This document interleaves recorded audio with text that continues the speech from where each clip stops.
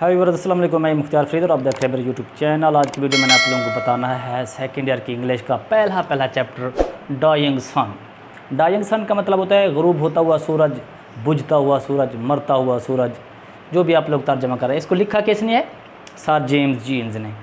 Sir James jeans ने इस सबक के अंदर एक अपना फ़िलासफ़ी, एक साइंटिफिक रिसर्च के मुताबिक हम कह सकते हैं कि उसने अपना यूँ समझ लें साइंस फिक्शन अपनी एक बयान की है कि किस तरह ये ज़मीन और बाकी सियारे किस तरह वजूद में आए। उसने यही फ़लसफ़ा अपना बयान किया है इस चैप्टर के अंदर। और उसने ये बताया है कि ये ज़मीन कैसे वजूद में आई, इस तरह के जो दूसरे सियारे हैं वो कैसे वजूद में आए, और ज़मीन पर ज़िंदगी का आगाज़ कैसे हुआ। इससे पहले उसने पहले पैराग्राफ के अंदर, जो हमारे पास चैप्टर है इंग्लिश का पहले पैराग्राफ के अंदर, उसने हमें ये जो सवाल पॉइंट्स बनते हैं ये क्लियर करना लाजमी है। पहला पॉइंट बनता है what is the size of stars. सितारों का जो साइज़ है, स्टार्स की पहले बात करेंगे, प्लैनेट्स की नहीं, स्टार्स की। What is the size of the stars, या व्हाट इज़ द, जिसे हम कहते हैं how big are the stars. सितारे बड़े कितने हैं, सितारों का हुज्जम कितना है, सितारों का साइज़ कितना है। तो सर जेम्स जीन्स ने हमें पहले पैराग्राफ के अंदर बताया है कि some stars are known which are hardly bigger than the earth, but the most of the stars are large enough that hundreds and thousands of our earth can be packed inside each and leave room spare here and there। उसने यहाँ से clear कर दिया कि सितारे इतना बड़े हैं, चांद सितारे ऐसे बड़े हैं, इतना बड़े हैं कि जो हमारी ज़मीन से थोड़े बहुत बड़े हैं, लेकिन जो ज़्यादातर सितारे हैं वो इतना बड़े हैं, इतना लार्ज हैं कि जिस तरह हमारी ज़मीन है इस तरह की सैकड़ों हज़ारों ज़मीनें हों तो एक सितारे के अंदर समो सकती हैं, और इधर उधर बाकी फालतू जगह भी बचेगी। ये तो हो गया साइज़ ऑफ द स्टार्स। उसके बाद है दूसरा सवाल हमारे पास बनता है how many stars are there in the universe. इस कायनात के अंदर टोटल सितारे हैं कितना। तो वो भी पहले पैराग्राफ में ही उसने ये सवाल बनाया, पॉइंट बनता है। वो उसने कंपेयर किया है कि दुनिया के अंदर, इस कायनात के अंदर टोटल सितारे इतने हैं जितना दुनिया के तमाम सहले समंदरों पर पड़ी हुई रेत के ज़रात हैं। उसने यूँ कहा है the total number of stars is probably something like the total number of grains of sand on all the sea shores of the world. तो ये उसने हमें पॉइंट बताया। उसके बाद वो कहता है कि हाउ डू स्टार्स ट्रेवल। फिर पहले सितारे कितने बड़े हैं, फिर दूसरा पॉइंट क्या है, सितारे हैं कितने टोटल, और ये सफ़र कैसे करते हैं सितारे। तो according to sir James Jeans some stars travel in the form of group. कुछ सितारे ऐसे हैं जो गिरोह बनाकर, गिरोह की सूरत में सफ़र करते हैं, but most of the stars travel alone. लेकिन ज़्यादातर जो सितारे हैं वो अपना अकेले सफ़र करते हैं। फिर उसी दूसरे पैराग्राफ में से चौथा सवाल बनता है what is the distance between two stars. सितारों के दरमियान फासला कितना है। तो उसने ऐसे एक मिसाल दी है कि एक खाली समंदर है, खाली समंदर के अंदर दो बहरी जहाज़ खड़े हैं बड़े फासले पर, ग्रेट डिस्टेंस। तो उनके दरमियान जो दरमियानी फासला है करीब तरीन जहाज़ के दरमियान, तो वो है मिलियंस माइल्स का। तो इस तरह उसने क्लियर किया है कि जो दो सितारों के दरमियान फासला है वो मिलियन माइल्स का है। यूँ समझ लें 10 लाख मील का फासला है एक सितारे से दूसरे सितारे के दरमियान। तो ये हमारे पास पॉइंट क्लियर हुआ। अब तीसरे पैराग्राफ में मेन स्टोरी है हमारे पास इस चैप्टर की। वो है क्या, सवाल क्या बनता है what happened when a wandering star came near to the sun. अब उसने पहले क्लियर कर दिया है कि एक सितारे से दूसरे सितारे के दरमियान फासला तकरीबन 10 लाख मील का है। तो किस तरह एक सितारा दूसरे सितारे के करीब आ सकता है, इसके कोई चांसेस नहीं हैं। बट वो कहते हैं 2000 मिलियन ईयर्स अगो, कोई 2 अरब साल पहले दी रेयर इवेंट टुक प्लेस। इस तरह का एक नायाब वाक़या पेश आया कि एक अंधाधुंध गर्दिश करता हुआ सितारा सूरज के करीब आ निकला। जैसे जैसे वो सितारा सूरज के करीब होता गया तो सूरज की सतह पर लहरों का एक पहाड़ बनता गया, गैस की लहरों का। और वो जब इतना सितारा करीब हो गया तो वो जो पहाड़ था बहुत बड़ा ताकतवर हो गया। इससे पहले कि वो दूसरा सितारा पीछे हटना शुरू होता तो इससे पहले वो जो पहाड़ था गैसेस का जो सूरज की सतह पर बना था वो टुकड़ों में फट गया। तो सूरज ने वो टुकड़े खला में फेंक दिए और वो टुकड़े जहाँ जहाँ गिरे वो सूरज के गिर्द रोटेट करना शुरू हो गए, गर्दिश करना उन्होंने शुरू कर दिया। दे आर कॉल्ड प्लैनेट्स, उनको हम सियारे कहते हैं। Our earth is one of them, उनमें से हमारी ज़मीन एक है।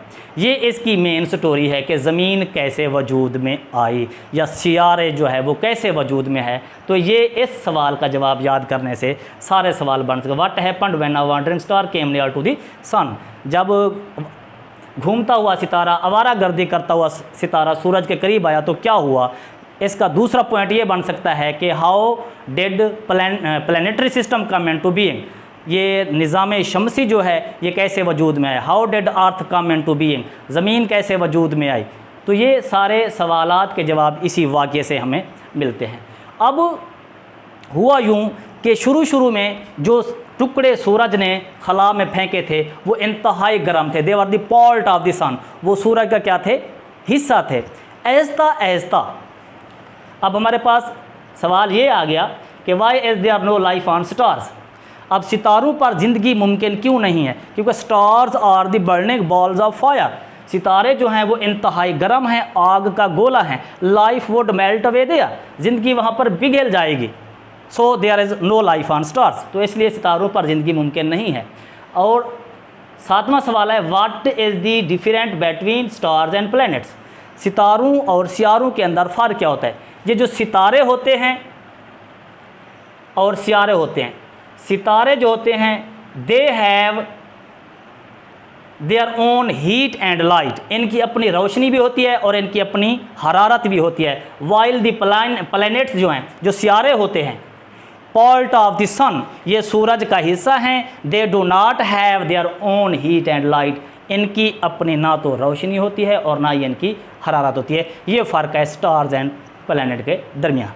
उसके बाद है how did life come into being on अर्थ।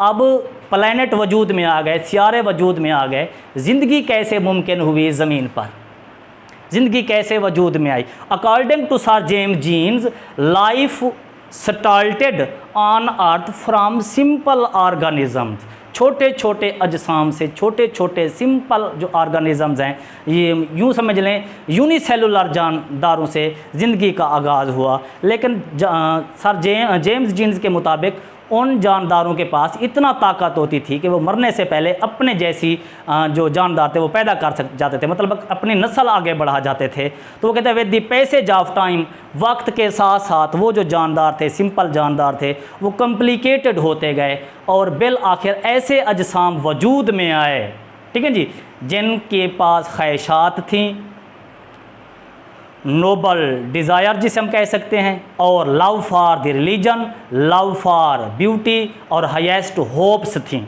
तो ये सारी उम्मीदें, ये सारी चीज़ें किसके पास होती हैं।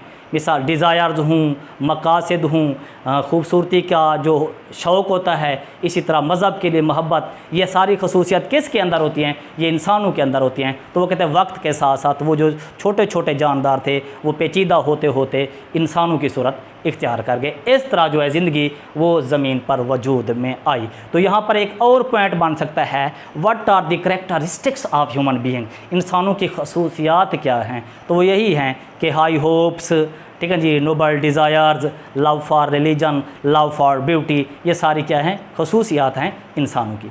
उसके बाद है जी अब कायनात हमें डरावनी लगती है, इस कायनात के अंदर हम रहते हैं, ज़िंदगी मुमकिन हो गई, इंसान वजूद में आ गए। अब why is the universe frightening to us, ये कायनात हमें डरावनी क्यों लगती है, क्यों ख़तरनाक लगती है। इसकी चार वजूहात बताई हैं उसने, 4-5।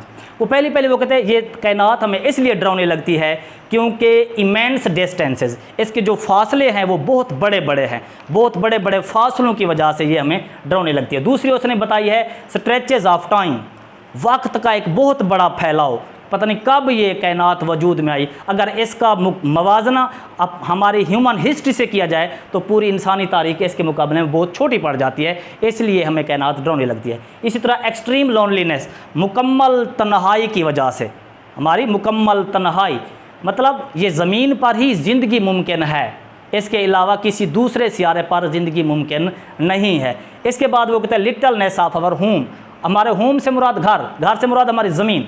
ये लिटलनेस, हमारी ज़मीन जो है बहुत छोटी है। वो कहते हैं अगर एक रेत के ज़रे के 10 लाख हिस्से करें और एक रेत के ज़रे को पूरी कायनात मान लें और उसके 10 लाख हिस्से करें तो हमारी जो ज़मीन है वो 10 लाखवां हिस्सा है पूरी कायनात के मुकाबले में। तो इसकी वजह से भी कायनात हमें डरावनी लगती है। इसके बाद वो कहता है what are physical conditions needed for life, ज़िंदगी के लिए जो जिस्मानी हालात हैं, तबई हालात हैं, वो कौन कौन से हैं जिसकी वजह से ज़िंदगी मुमकिन हो सकती है। तो वो कहता है सबसे जो मतलब मोस्ट इम्पॉर्टेंट जो फिज़िकल कंडीशन है वो है temperature.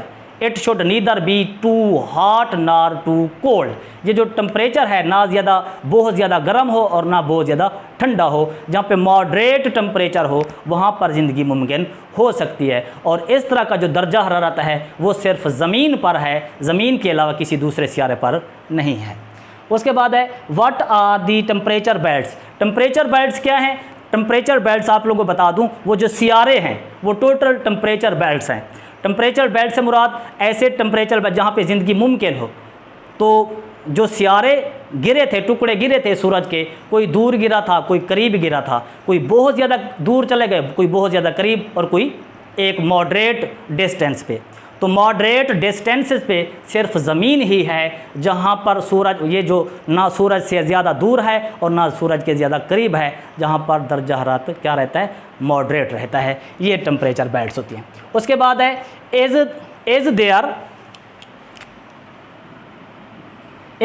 Any life in the universe except on the earth, ज़मीन पर, ज़मीन के अलावा किसी दूसरे सियारे पर कोई ज़िंदगी मुमकिन है। No, except the earth there is no sign of life on the other planets, ज़मीन के अलावा किसी दूसरे सियारे पर ज़िंदगी मुमकिन नहीं है, कोई अलामत ही नहीं है, क्योंकि 1 लाख सितारे में से सिर्फ एक सितारा ऐसा है जिसका सिर्फ एक प्लैनेट ऐसा होता है जो उससे मॉडरेट डिस्टेंस पे होता है, जहाँ पर टेम्परेचर ना ज़्यादा हाई होता है और ना ज़्यादा लो होता है, जहाँ पर ज़िंदगी मुमकिन हो सके। तो वो सिर्फ ज़मीन ही है, ज़मीन के अलावा ऐसा कोई सियारा नहीं है जहाँ पर ज़िंदगी मुमकिन हो। तो ये हमारा चैप्टर है, ये फ़लसफ़ा है सर जेम्स जीन्स का, लेकिन बतौर मुस्लिम हम इस फ़लसफ़े को नहीं मानते, क्योंकि अल्लाह ताला ने जब इस कायनात को बनाया तो उसने ऑर्डर किया था कुन फ़ायकून, उसने कायनात को हुक्म दिया था कि हो जा,